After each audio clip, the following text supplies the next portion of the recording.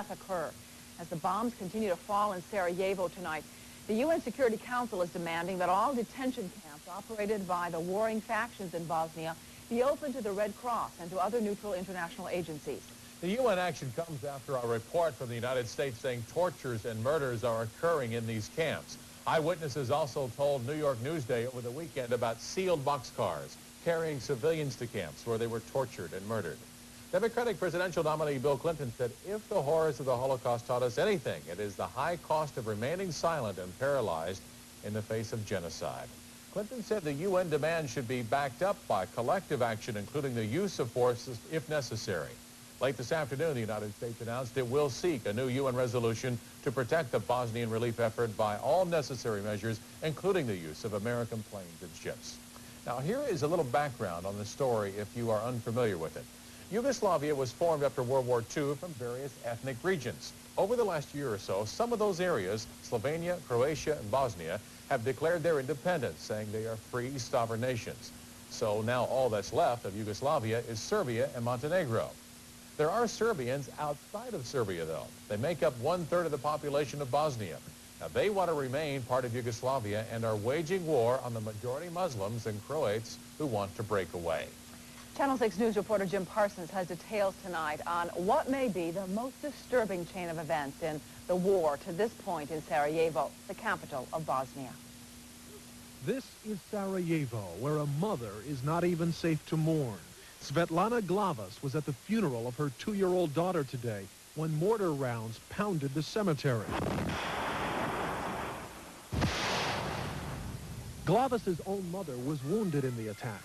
The girl was one of 2 shot to death Sunday aboard a bus filled with children being smuggled out of Bosnia to Germany.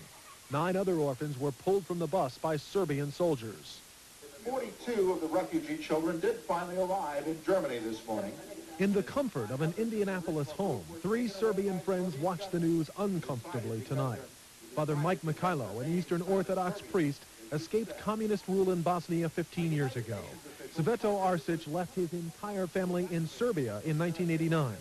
And Rade Savic, an American since 1970, still has grandparents and uncles living near Sarajevo. They are all deeply troubled by events in their homeland. It's not okay for anybody to do what they're doing. I mean, either side. And these men know something about taking sides. They speak proudly of Serbia's role in World War II, fighting on the side of the Allies, while Croatia joined with Hitler and allegedly exterminated more than 1 million Serbs.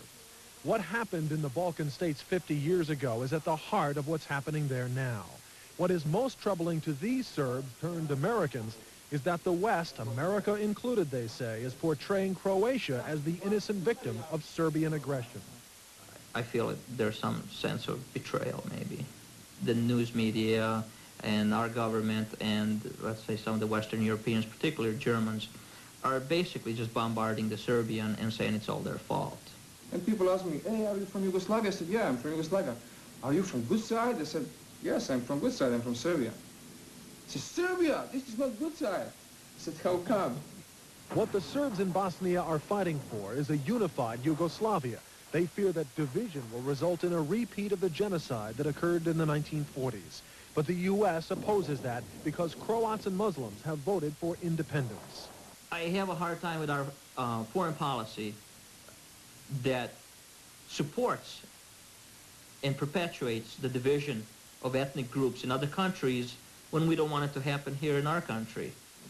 It's a belief Father Mike feels so strongly about that he will travel to war-torn Sarajevo this month to do what he says international relief agencies are not doing, deliver medical supplies to Serbian victims.